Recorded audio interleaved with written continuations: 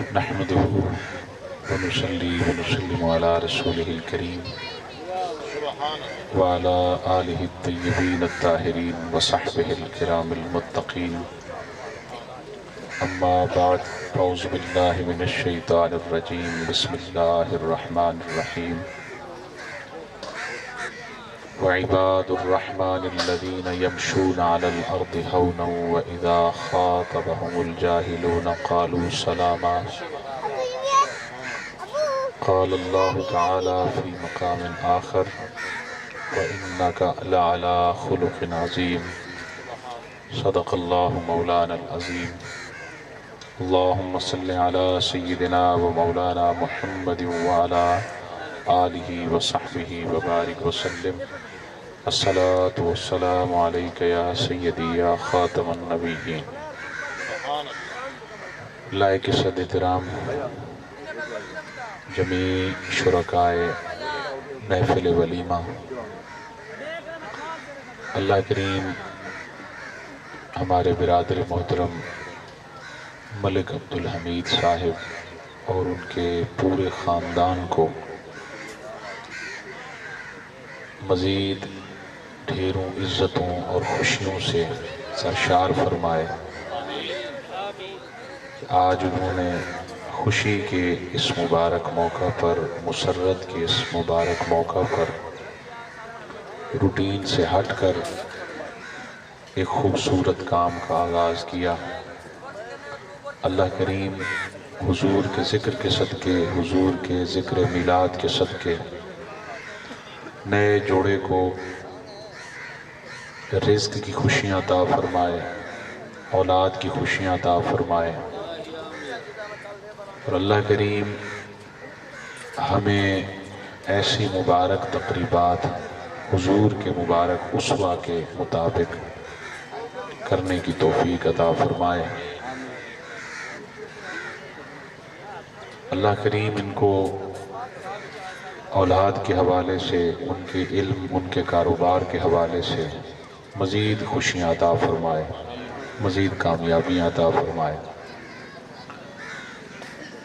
شادی کے مبارک موقع پر چونکہ دو خاندان آپس میں ملتے ہیں، دو خاندانوں کا آپس میں رشتہ منعقد ہوتا ہے،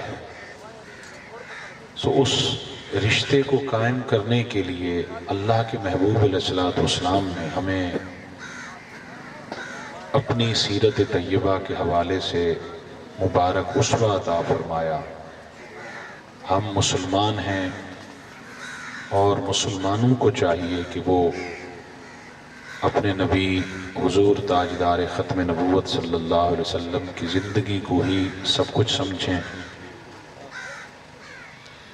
اللہ کے محبوب علیہ السلام مختلف شادیوں کی تقاریب میں تشریف لے جاتے تھے۔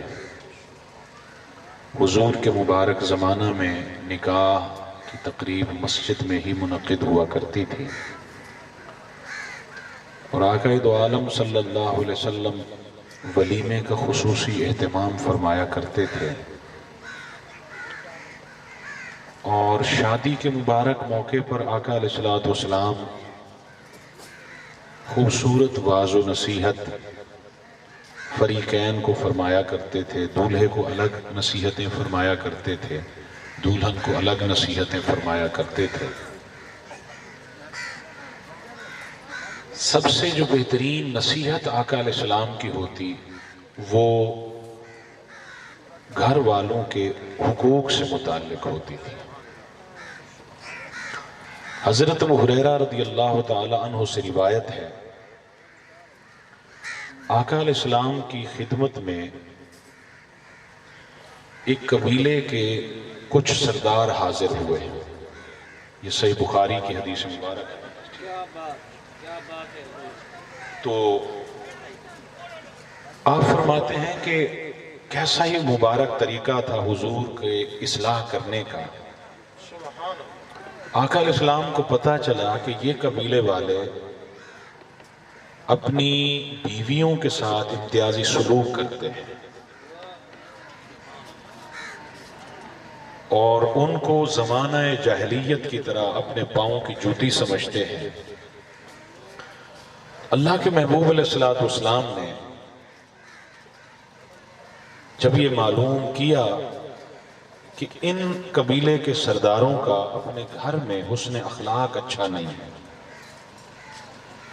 تو حضرت ابو ہریرہ فرماتے ہیں کہ اس مجلس میں حضور نے مجھے مخاطب کر کے فرمایا، اب پتہ یہ تھا کہ یہ غلطیاں ان قبیلے کے سرداروں میں پائی جاتی ہیں، لیکن ان کو نہیں فرمایا، فرمایا حضرت ابو ہریرہ کو، لیکن سنانا ان کو مقصود تھا۔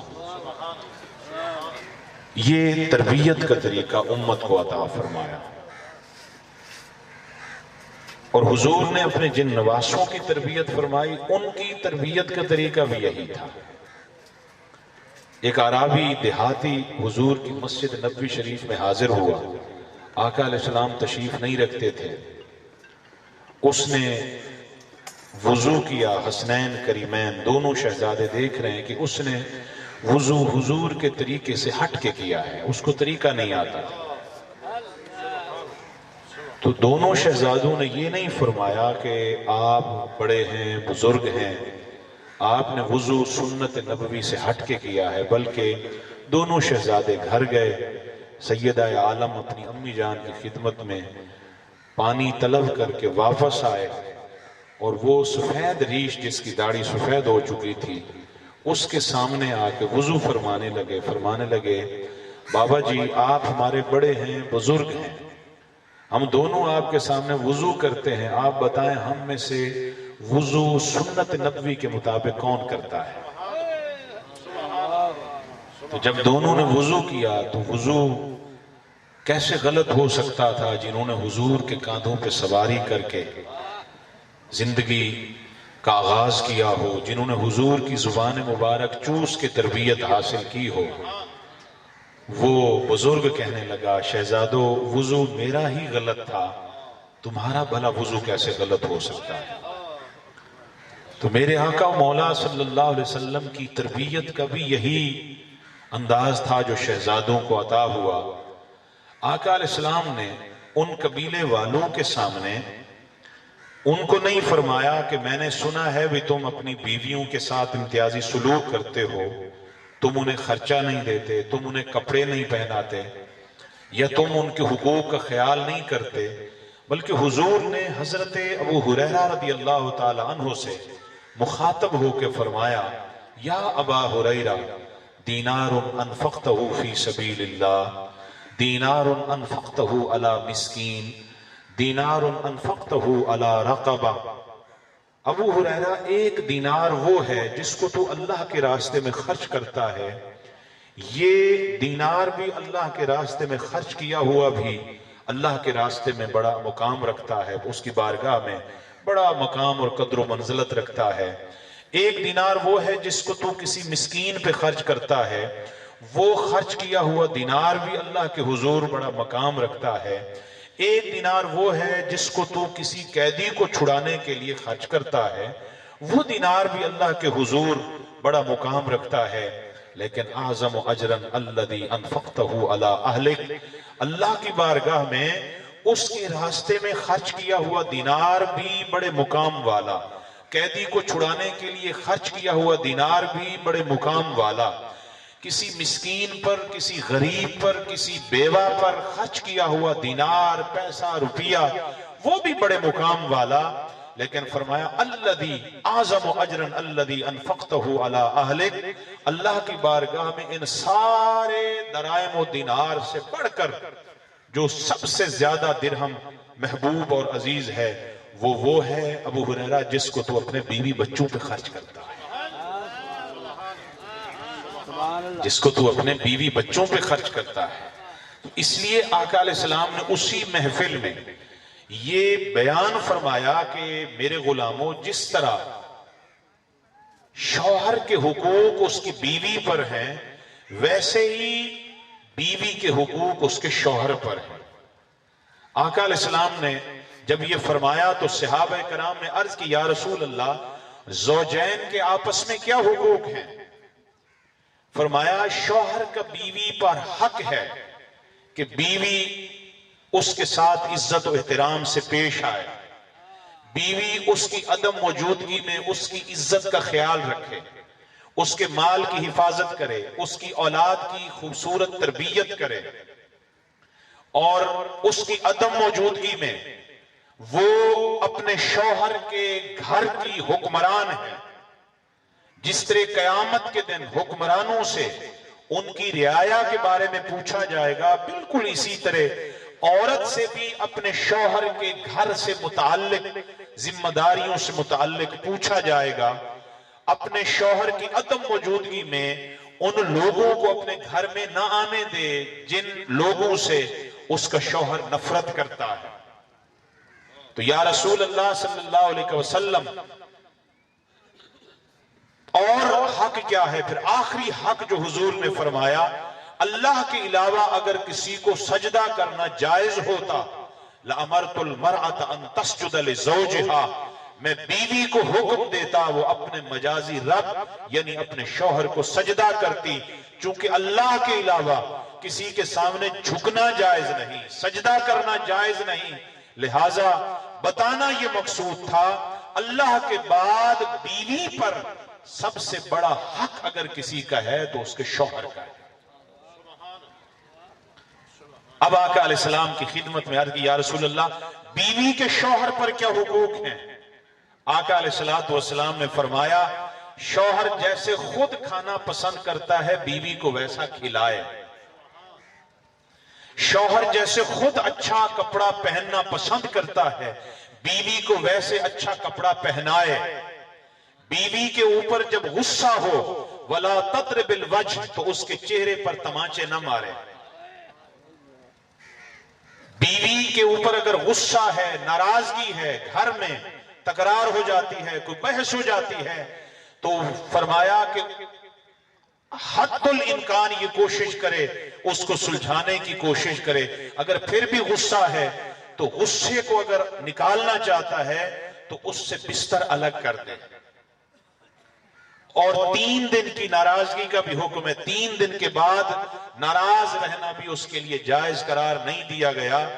آقا علیہ السلام کے اس فرمان کے مطابق ہم اپنی زندگیوں کا جائزہ لیں کہ کیا آج ہم اپنی بیویوں کے یہ حقوق پورے کر رہے ہیں؟ تاجدار کائنات صلی اللہ علیہ وسلم کے غلاموں، ہم گریبانوں میں جھانک کر دیکھیں کہ کیا ہم اپنی بیویوں کے یہ حقوق پورے کر رہے ہیں؟ غصہ آتا ہے جانوروں کی طرح بیویوں کو مارنا، ان کے چہروں کو کالا اور نیلا کر دینا، جب تک ہم یہ نہ کریں تب تک تو ہم مردی نہیں کہلواتے۔ قرآن مجید کہتا ہے وَالْكَاظِمِينَ الْغَيْظَ وَالْعَافِينَ عَنِ النَّاسِ وَاللَّهُ يُحِبُّ الْمُحْسِنِينَ، اللہ تو پسند ہی ان لوگوں کو کرتا ہے جو غصے کو پی جاتے ہیں، جو غصے کو پی جاتے ہیں، غصے کو یہ جو نکاح کا بندھن ہے اس کی ڈوری کو ہمارے علماء نے کہا یہ کچے دھاگے سے بھی کمزور رشتہ ہوتا ہے، لیکن اس کو مضبوط جو چیز کرتی ہے وہ اعلیٰ اخلاق کرتا ہے، وہ برداشت، وہ ایک دوسرے کے حقوق کا خیال رکھنا، اور وہ تحمل، بردباری، لچر پن کا مظاہرہ نہ کرنا، چھوٹی چھوٹی باتوں کے پیچھے پڑ کے اور اس مبارک رشتے کی اس ڈور کو کچا نہ کر دینا۔ اس چیز کو اگر کوئی چیز مضبوط کرتی ہے وہ حسن اخلاق ہے، وہ تدبر ہے، وہ حلم ہے، وہ برداشت ہے۔ اس لیے اللہ کریم نے اپنے بندوں کی علامت، نشانی یہ بیان فرمائی، وَعِبَادُ الرَّحْمَنِ الَّذِينَ يَمْشُونَ عَلَى الْأَرْضِ، اللہ کے محبوب بندے وہ ہیں، اللہ کے پیارے بندے وہ ہیں جو اس کی زمین پر بردباری کے ساتھ چلتے ہیں، حلم کے ساتھ چلتے ہیں، ان کی زندگی میں کسی قسم کا لچر پن نہیں ہوتا، بےہودگی نہیں ہوتی، فضولیات نہیں ہوتی۔ وَإِذَا خَاطَبَهُمُ الْجَاهِلُونَ قَالُوا سَلَامًا، جب کوئی جاہل ان سے مخاطب ہوتا ہے، اپنی جہالت کا مظاہرہ کرتا ہے، وہ بیوی بھی کبھی جہالت پہ اتر آتی ہے، وہ بھی کبھی تانے دیتی ہے، وہ بھی کبھی ناراضگی کا اظہار کرتی ہے، قرآن کا اسوہ بیان کردہ یہ ہے قالوا سلاما، فرمایا ان کی باتوں سے السلام علیکم کہہ کے درگزر کر دیا کرو۔ یہ مسلمانوں کا شیوہ بیان کیا گیا ہے، یہ مسلمانوں کا طریقہ بیان کیا گیا ہے اللہ کے محبوب علیہ الصلوۃ والسلام کا اپنی ازواج مطہرات کے ساتھ کیسا حسن سلوک اور حسن اخلاق تھا۔ آقا علیہ الصلوۃ والسلام جب بھی مدینہ سے باہر کسی غزوے میں، کسی مہم پر، کسی شہر میں تشریف لے جاتے، ازواج مطہرات کے درمیان قرعہ اندازی ہوتی، قرعہ ڈالا جاتا، جس بھی زوجہ کا نام نکلتا حضور اس زوجہ کو ساتھ لے جایا کرتے۔ لیکن اگلی بات سنیں، وہ زوجہ آقا علیہ السلام کی قربت میں رہتی، آقا علیہ السلام سے محبتیں، رحمتیں، الفتیں سمیٹتی، لیکن پیچھے جو آقا علیہ السلام کی ازواج مطہرات ہوتی، تاجدار کائنات ان کے لیے تحفے تحائف لایا کرتے تھے۔ حضور ان کے لیے تحفے تحائف لایا کرتے تھے، اور آقا علیہ السلام ہر زوجہ محترمہ کے گھر جا کر وہ خوبصورتی کے ساتھ تحفے تحائف پیش فرمایا کرتے تھے۔ آقا علیہ السلام کی ایک روایت کے مطابق 11 شادیاں، 12 یا حضرت ماریہ قبطیہ رضی اللہ تعالی عنہ کو اگر ازواج مطہرات میں شامل کریں تو 13 ازواج مطہرات حضور نے باریاں مقرر کر رکھی تھی۔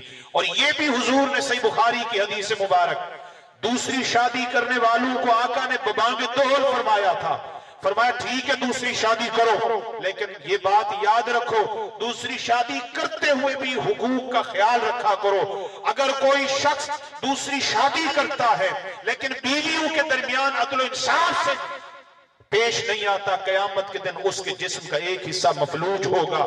اللہ میدان محشر میں لوگوں کو سامنے فرمائے گا کہ یہ وہ بدبخت ہے جس نے اپنی جنسی تسکین کے لیے دوسری شادی تو کی تھی مگر ایک بیوی کو معلق رکھا تھا، اس کے حقوق پورے نہیں کیے تھے اور ساری محبتیں دوسری بیوی کے پلڑے میں ڈال دی تھی۔ یہ آقا علیہ السلام ہی ہے کہ ازواج مطہرات کے ساتھ، صحیح بخاری کی حدیث مبارک ہے، یہ حدیث مبارک پہلے بھی میں نے کئی مرتبہ آپ کو سنائی۔ آقا علیہ السلام کی اسوہ کس لیے؟ تاکہ ہمارے گھر خوبصورت چلیں۔ اس لیے تو حضور نے فرمایا جس کو اچھی بیوی مل جائے، نیک بیوی مل جائے اور اچھا نیک پڑوسی مل جائے، اس کی دنیا کسی جنت سے کم نہیں ہے۔ اللہ کے محبوب علیہ الصلوۃ والسلام کے غلاموں میں مدینہ منورہ میں فارس، یہ ایران کو فارس کہتے تھے، یہاں سے کوئی غلام چل کے گیا، حضور کا کلمہ پڑھا، غریب تھا، باورچی کا کام کرتا تھا، لوگوں کے کھانے بناتا تھا مختلف تقاریب میں۔ انہوں نے کچھ عرصے کے بعد آقا علیہ السلام کی خدمت میں حاضری دی، عرض کی یا رسول اللہ صلی اللہ علیہ وسلم، میں نے بہت دنوں سے آپ کی دعوت کا اہتمام کیا ہوا تھا، میں نے اتنا کچھ جمع کیا، میں نے سوچا کہ میرے پاس کچھ پیسے آ جائیں، میں اپنے آقا و مولا حضور تاجدار کائنات صلی اللہ علیہ وسلم کی دعوت کروں گا اپنے گھر۔ اور صحیح بخاری کی حدیث پاک ہے، یہ اس موقع پر دعوت اس نے کی جب حضور علیہ الصلوۃ والسلام کی ام المومنین حضرت عائشہ صدیقہ رضی اللہ تعالیٰ عنہ سے شادی ہوئی، اور کمرہ یہی تھا جس میں آج حضور تشریف فرما ہے، آج حضور کی قبر انور، حضور کا روضہ اطہر ہے، یہی گھر ام المومنین حضرت عائشہ صدیقہ کا تھا۔ 2 دروازے تھے، ایک باب السلام کی طرف کھلتا تھا اور ایک ریاض الجنہ میں کھڑکی تھی جس میں سے حضور علیہ السلام تشریف فرما ہو کے غلاموں کو نماز پڑھایا کرتے تھے۔ وہ غلام آ کے ریاض الجنہ میں کھڑکی کی جگہ کھڑے ہو کے آقا علیہ السلام کی خدمت میں عرض کرنے لگا۔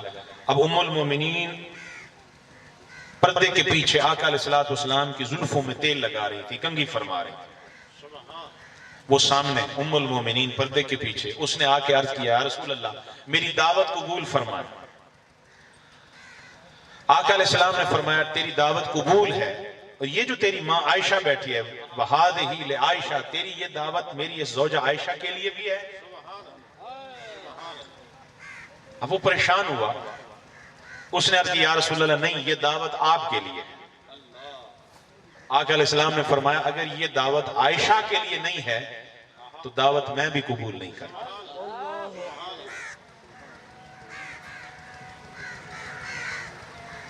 اللہ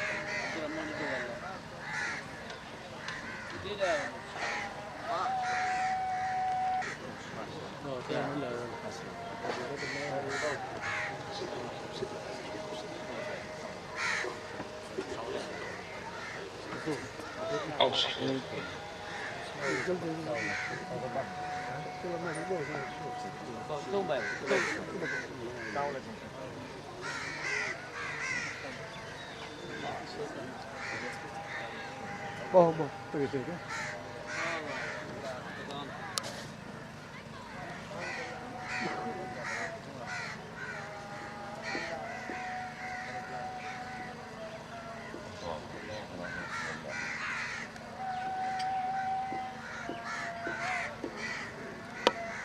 جب انہوں نے کہا کہ یا رسول اللہ صلی اللہ علیہ وسلم یہ دعوت آپ کو ہے، ام المومنین حضرت عائشہ صدیقہ کو نہیں ہے، آقا علیہ السلام نے فرمایا اگر یہ دعوت عائشہ کو نہیں ہے تو میں بھی دعوت قبول نہیں کرتا۔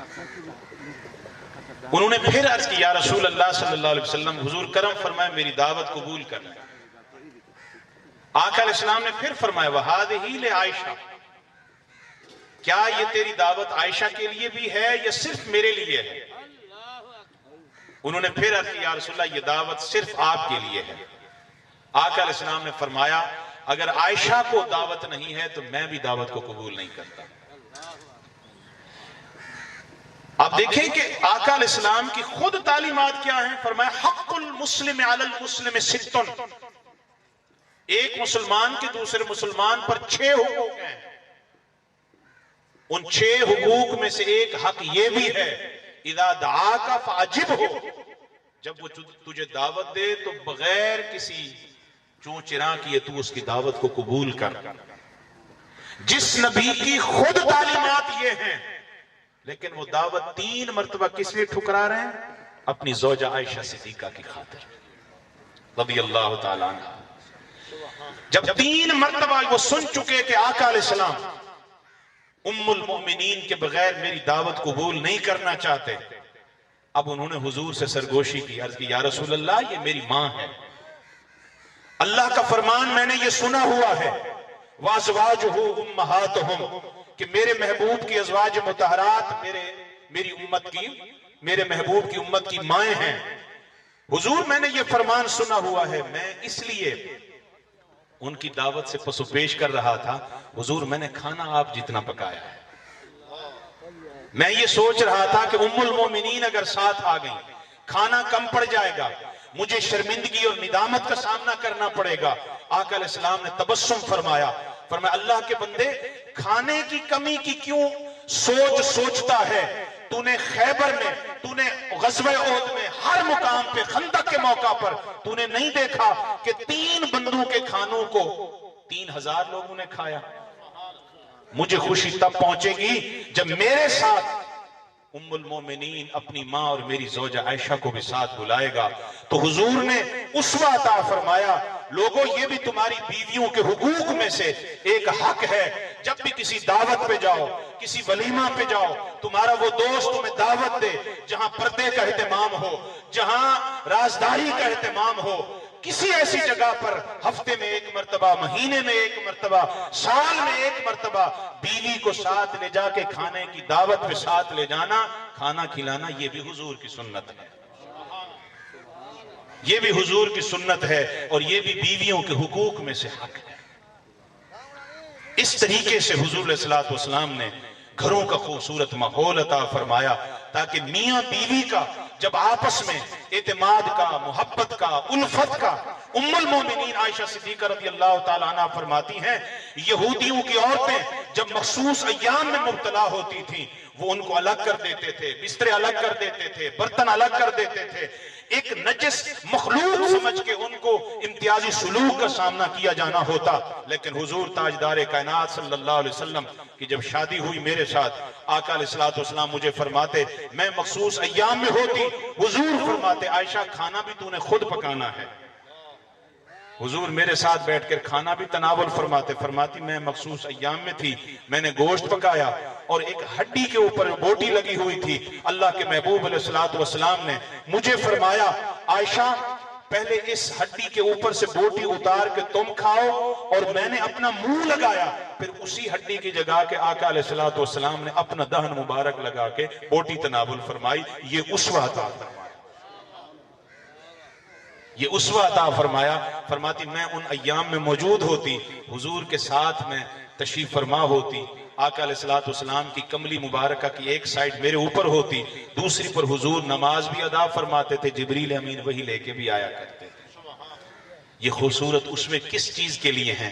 تاکہ ہم گھروں کے ماحول کو خوبصورت بنائیں, گھروں کے ماحول کو اچھا بنائیں. اب آخری جو بات ہے, حضور علیہ الصلوۃ والسلام نے مدینہ میں جا کر جو خوبصورت شادی کروائی وہ مولا کائنات علی المرتضیٰ کے ساتھ سید عالم سیدہ کائنات بی بی فاطمہ الزہرا کی شادی تھی. ایک بات یاد رکھیں, ہم سٹیجوں سے بعض اوقات اپنی غلطی کی بنیاد پر یہ کہہ دیتے ہیں کہ آقا علیہ السلام نے اپنی بیٹی شہزادی کونین کو جہیز میں یہ چیزیں عطا فرمائیں.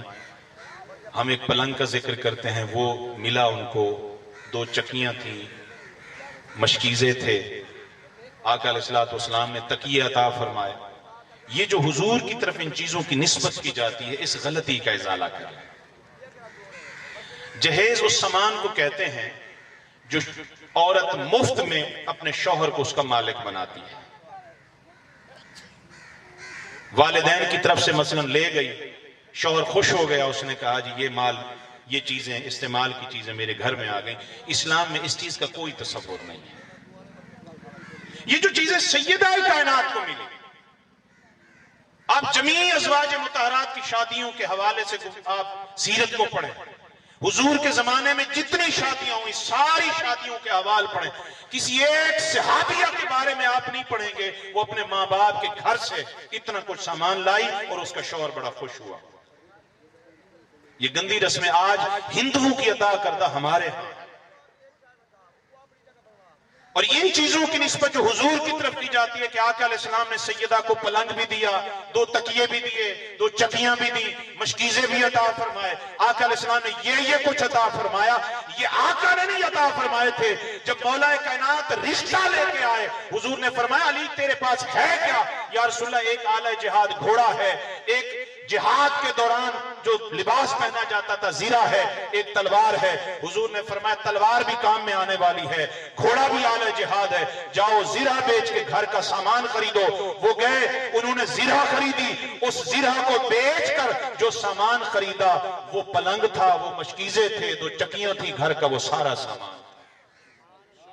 یہ سامان حضور نے نہیں دیا تھا, یہ مولا کائنات علی المرتضیٰ نے خود خریدا تھا. ہم بڑی مردانگی کا مظاہرہ کرتے ہیں. یار آج کے دور میں کوئی تو ہو ایسا جو آقا علیہ السلام کے سنت پر عمل کرنے والا ہو.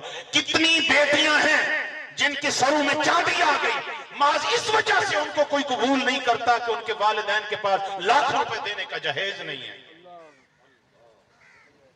میں خدا کی عزت کی قسم کھا کے کہہ رہا ہوں, میں نے کئی مرتبہ دوستوں کو بتایا, محافل نعت میں میں نے دوستوں کو بتایا, یہ جو بے دریغ آپ نچھاور کر رہے ہوتے ہیں, آپ اپنے ارد گرد دیکھا کریں کہ کتنی بیٹیاں محض اس وجہ سے بیٹھی ہیں کہ ان کے والدین کو ایک چارپائی میسر نہیں ہوتی کہ بیٹی کو جہیز میں دیں اور رخصت کریں. میرے پاس ایک خاتون آئی, اس کے ساتھ اس کی نوجوان بیٹی بھی تھی, ہمارے مدرسے میں آئی, کہنے لگی کہ میری 3 بیٹیاں اوور ایج ہو گئی ہیں, سر میں چاندی آ گئی ہے, میرا شوہر اتنا عرصہ پہلے انتقال کر کے آیا تھا, میں گھروں میں کام کاج کر کے بیٹیوں کو پڑھاتی رہی, میری بیٹیوں کو کسی نے اس لیے قبول نہیں کیا کہ میرے پاس لاکھ روپے دینے کا جہیز کا سامان نہیں تھا.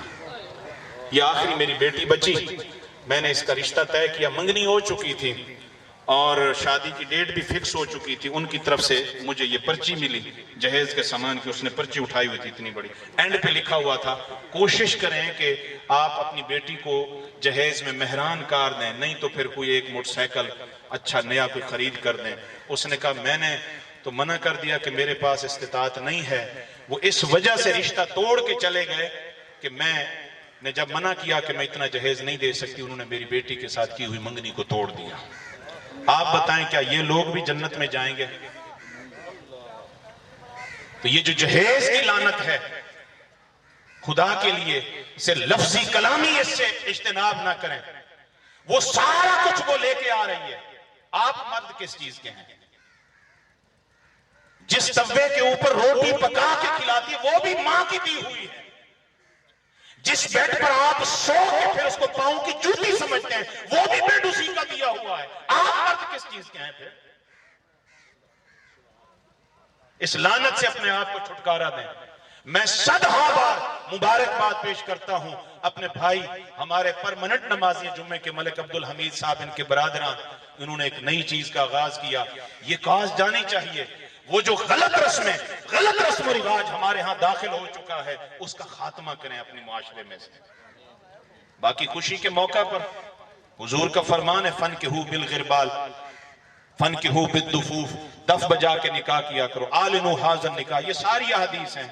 ڈھول بھی بجایا جاتا تھا نکاح کے موقع پر تاکہ لوگوں کو پتہ چلے نکاح ہو رہا ہے. ام المومنین عائشہ صدیقہ رضی اللہ تعالیٰ عنہ کو خود فرمایا انصار کے فلاں قبیلے کی بیٹی کی شادی ہے، بچیاں بھیجو. وہ اس موقع پر دف کے اوپر بچیوں کا کلام سننا پسند کرتے ہیں. شریعت کے دائرے کے اندر رہ کر جن چیزوں کی اجازت ہے وہاں کریں، لیکن راتوں میں جاگو کے نام پر لچر پن، شراب نوشی، بیہودہ ڈانس، گندے گانے اور اپنے نوجوانوں کو اس طریقے سے گناہوں اور بے حیائی کی دلدل میں پھینک کر شادیاں کرنا، پھر یہ کہنا کہ نیک اولاد ملے گی، این خیال است و محال است و جنوں، یہ بے وقوفی کے علاوہ کچھ نہیں ہے. اور آخری بات، یہ مجھے شادی والوں نے نہیں کہا، میں خود اس بات کو، چونکہ جمعہ میں بھی میں خطاب کرتا رہتا ہوں، ان چیزوں کو ڈسکس کرتا رہتا ہوں. اللہ کے محبوب نے ہر چیز میں ہمیں اخلاقیات کا، اعتدال کا حکم دیا. کھانا ہم کھاتے ہیں تو اس کے اصول بھی حضور نے بتائے. جس کا جی چاہے جتنا پیٹ بھر کے کھانا کھائے، منع نہیں ہے، لیکن اس کی بھی حضور نے حد بندی بیان فرمائی. لیکن اس کو کوئی یہ نہ سمجھے کہ انہوں نے شاید موضوع یہ دیا ہے کہ کم کھانا کھانا، یہ نہیں ہے. میں صرف حضور کے فرمان کی روشنی میں اس کے آداب بیان کر رہا ہوں.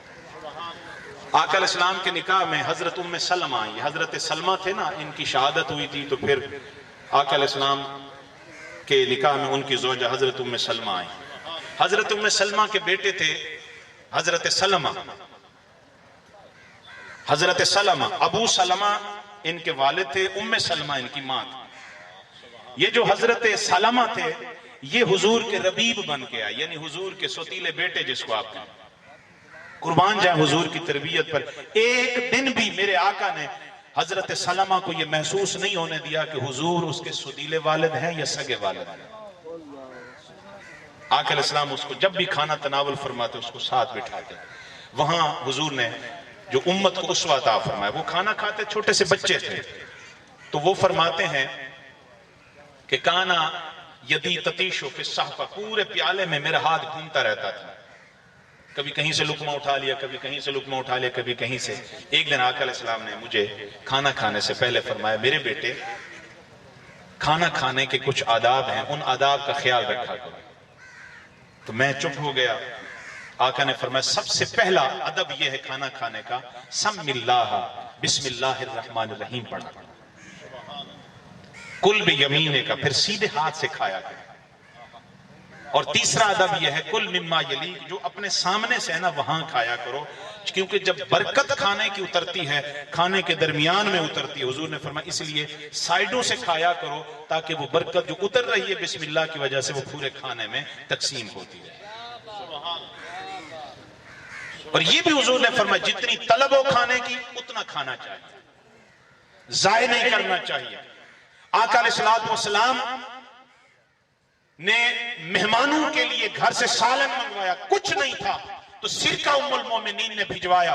میرے آقا کریم صلی اللہ علیہ وسلم سرکے کے ساتھ روٹی کے سوکھے ٹکڑے تناول بھی فرما رہے ہیں اور غلاموں کو فرما رہے ہیں کیسا ہی اچھا سالن ہمارے گھر والوں نے بھجوایا.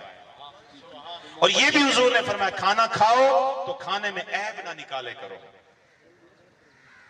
تو ہم مسلمان ہیں، ہمیں زندگی کی ہر فیلڈ میں، گھرداری میں، حسن اخلاق میں، اپنی بیویوں کے ساتھ، بچوں کے ساتھ، پڑوسیوں کے ساتھ جہاں حسن اخلاق کا حکم ہے وہاں پہ ہمیں یہ بھی حکم ہے کہ ہم آقا علیہ الصلوۃ والسلام کی عطا کردہ سیرت کے مطابق کے آداب کو فالو کریں، اور کھانا بھی حضور علیہ الصلوۃ والسلام کی سنت کے مطابق آقا کے عطا کردہ اسوہ کے مطابق کھائیں۔ اللہ کریم آنکھیں، اللہ تبارک و تعالی اس نئے جوڑے کو رزق کی خوشیاں دے، اولاد کی خوشیاں دے۔ اللہ کریم آپ سب کو اولاد کی، رزق کی خوشیاں، دین و دنیا کی تمام بھلائیاں خوشیاں نصیب فرمائے۔ اللہ کریم آپ سب کے گھروں کو آباد و شاد رکھے۔ اللہ کریم ایسی ہی شادیاں ہر مسلمان کو کرنے کی توفیق عطا فرمائے۔ اللہ کریم حضور کے ذکر کا صدقہ آپ سب کے گھروں پر اپنی رحمتوں کی برسات فرمائے۔ وآخر دعوانا ان الحمدللہ رب العالمین۔ جی